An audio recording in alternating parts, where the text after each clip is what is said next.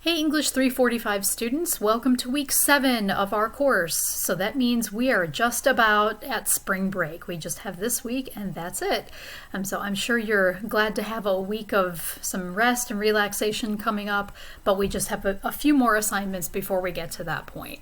So as always, go ahead and start every week by clicking on course information, download your course calendar from there. And I've got it already open so we can go ahead and look at where we were this past week and where we're headed to next. Okay, so the research project proposals, I'll mention those right off the bat. Everybody should have received theirs back by now. So please look carefully at the comments in those proposals. I really read through them carefully and I tried to give you different ideas for narrowing your topics. And it's completely normal when you write the proposal that your topics might be a little bit broad. So I tried to give you ideas and suggestions to narrow them down a little bit further. Because even though it seems like, wow, 8 to 10 pages, I need a lot of things to write about, it's normal to think that way when you're first starting out on a project. But let's say if you had chosen the field of first language acquisition, okay, that's an enormous linguistic field in and of itself. You could study that in a whole semester course. All the subfields that we're studying in Introduction to Language, you could dedicate a whole semester or even a year to any of these topics. They can get pretty complex. So we're kind of like scratching the surface of each one, getting our feet wet in each one. So if you have chosen a pretty broad topic, take a close look at my comments and suggestions, and hopefully that'll kind of help you find a narrower path. I also tried to share different resources. As I read through your proposals, I thought about different ideas that might help you or different articles, some databases that would be good for the topic that you chose. So definitely look through those carefully and don't hesitate to get in touch with me if you have questions. Email conversations are fine. Virtual office hours conversations are fine. Whatever works best for you in your situation. I've had some of the best conversations I've had on research topics throughout the time I've been teaching online have been email conversations. So that works well too. So if the virtual office hours don't work with your schedule for some reason, take advantage of email. Or if you'd like to have a virtual office hours session and the times don't fit your schedule, we'll find a time that will. Okay, so this past week you did assignments 3.4 through 3.6 in morphology, and this week we are making the connection now to syntax, where you'll be working on the first 3 assignments in that module folder. So let's go ahead and head back to Blackboard into course modules, and we'll scroll down first. We'll do a quick visit in Module 3. Just to kind of review what you did and how that's going to connect to what's coming up. Okay, so you worked on derivational morphology, and we talked about this in last week's video in a little bit more depth. But here you really learned about how words are derived and put into different categories, maybe changing from one part of speech to another, or changing the meaning from affirmative to negative. Things like that. And you also saw with the 2 images I included here how we can use pieces of words even to communicate clever messages or even practical messages. So creating or deriving new words, it's what keeps our language alive. If we didn't have those word endings, even ones that we invent sometimes, we wouldn't be able to make new words. And you know, it's part of the lifeblood of the English language or other languages too. Okay, from there, the morpheme summary hopefully was a very helpful resource for you. We also took a look at this last week. So it divides free morphemes and bound morphemes, and then within bound morphemes we have derivational and inflectional, and even within derivational we have prefixes and suffixes and just suffixes for inflectional. Pay close attention to this tree structure here because we're going to be seeing this when we get to syntax very soon. So trees are definitely an important part of studying linguistics, and it really is a way that we organize information when we talk about how language is built. All right, and then you had your morphology choice activity, so hopefully you had some fun either pulling apart some words using a couple of dictionaries there, or you had a good time watching a TED Talk about making up new words. So that one I think was a fun activity. 3.6 was looking at those content and function words. And this assignment is really the bridge to our next module, which is all about syntax. To study syntax, you really need to know how words fit together, have a good awareness of where the subject is in a sentence, where the object is in a sentence, what words come before other words, like articles. For example, a, an, and the always come before nouns, right? In English, adjectives generally come before nouns, unlike some other languages. So we're kind of getting used to that word order, phrase structure. All that is going to be really important when we move on to Module 4. So let's go ahead and do that. All right, we'll move on down here and you'll even see we have our first example of a tree diagram here. So here is this and in the middle, which is a coordinating conjunction. We have one sentence over here, and this guy is trying really hard to hold up another sentence over here. And you see that underneath the sentences, there are these other symbols like NP and VP and N, and I can't even read what that one is. But what he's trying to do is connect two sentences with that coordinating conjunction. NP, VP, those are noun phrases and verb phrases. And in English, every sentence is built out of one noun phrase and one verb phrase, and maybe other sentences too. But every English sentence has at least those two things. So you're going to learn a lot more about this week. All right, let's go ahead and jump into Module 4. So you'll see that by Sunday the 28th, assignments 4.1, 4.2, and 4.3 are due on Sunday. You'll have a week off in this module for spring break, because during spring break, I really want you to spend some time thinking about your research projects, getting your research started. So you can certainly move on to assignments 4.4 and 4.5 during spring break if you wanted to, but it's not required by any means. So those two assignments are due Sunday the 14th.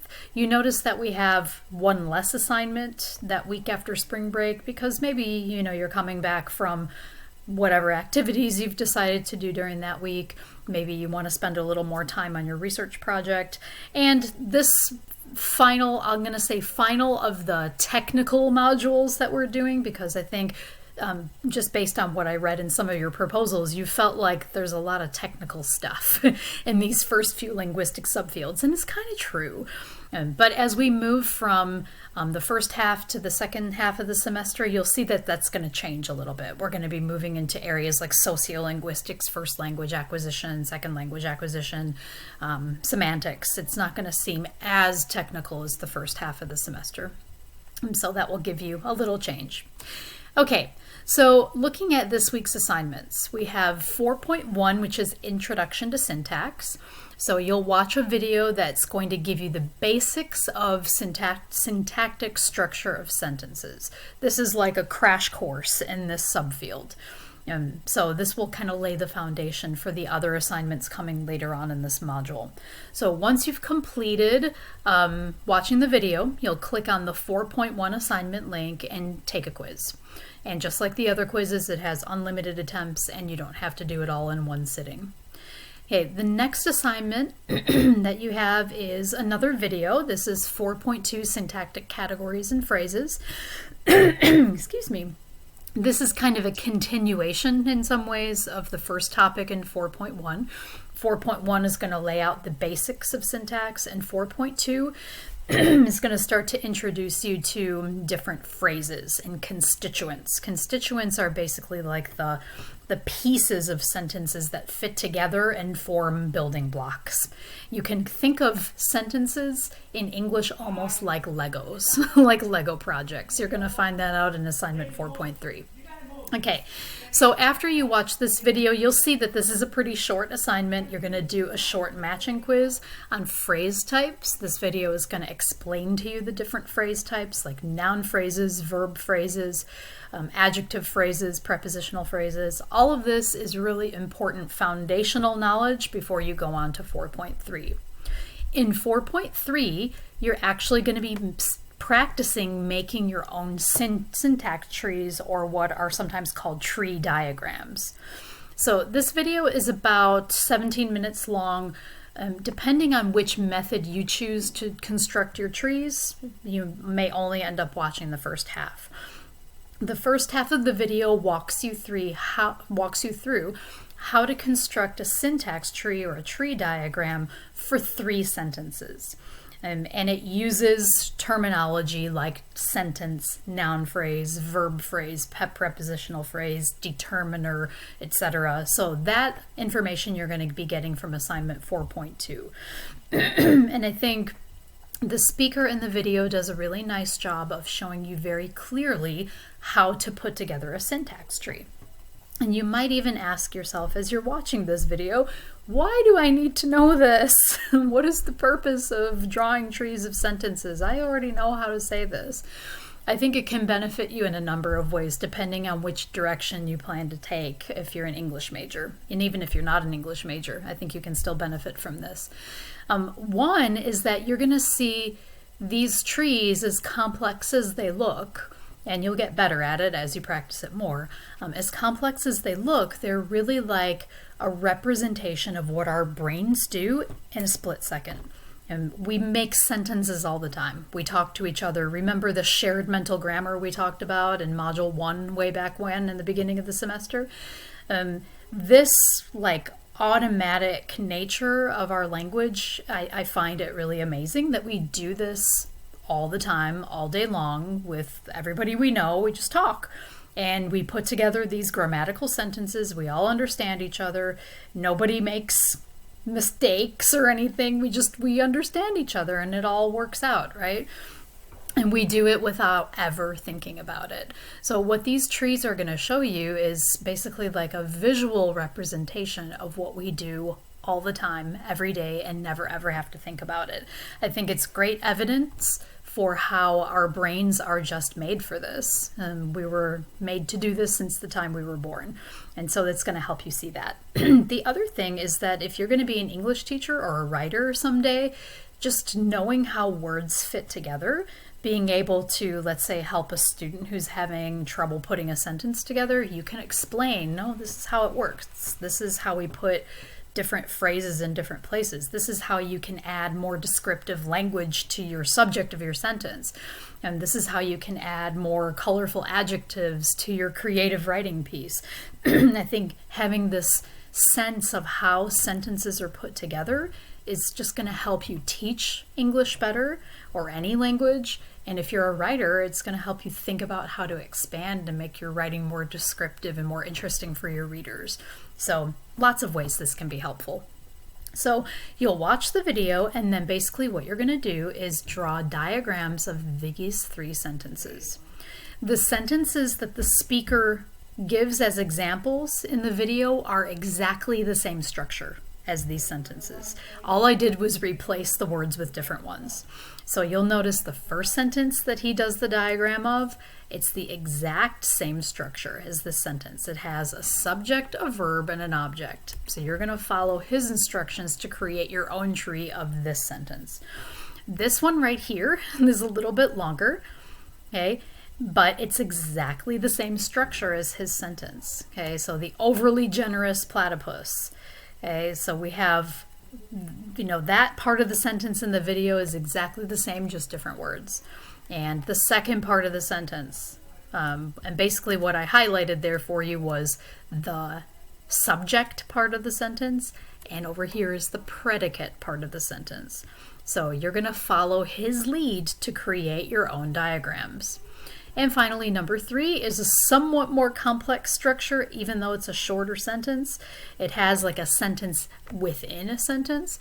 So something that the director invented. The director invented is actually its own sentence. It has a subject and a verb, therefore it's a sentence. It's just buried inside the other bigger sentence. So he's also going to walk you through how to create a tree for that kind of more complex sentence. And that's a perfect example, number 3, of how, let's say you have a student who has really choppy writing in a writing class. You might explain that, hey, you can take a sentence and weave it into another sentence. And this diagram diagramming that sentence will help you imagine how you could do that for your own student later on in a writing class. Okay, so you can either draw trees of these. That's the method I personally prefer. I like to be able to have paper in front of me and, scribble it out on paper.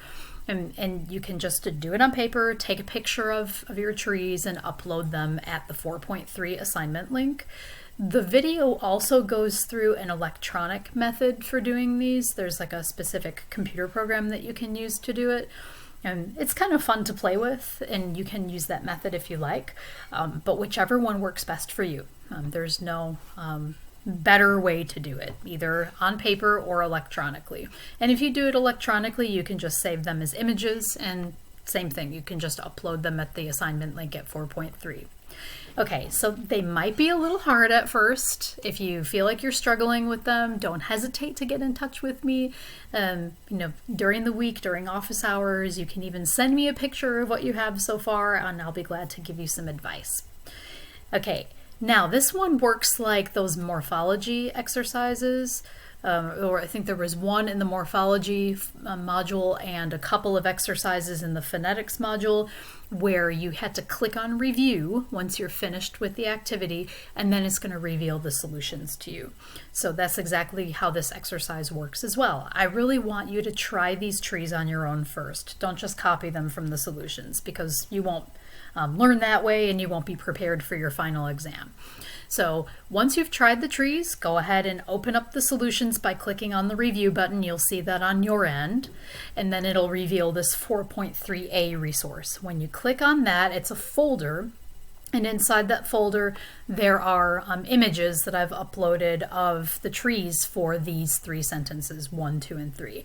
So this is really meant to just kind of get you started with this and to see how you feel about creating syntax trees.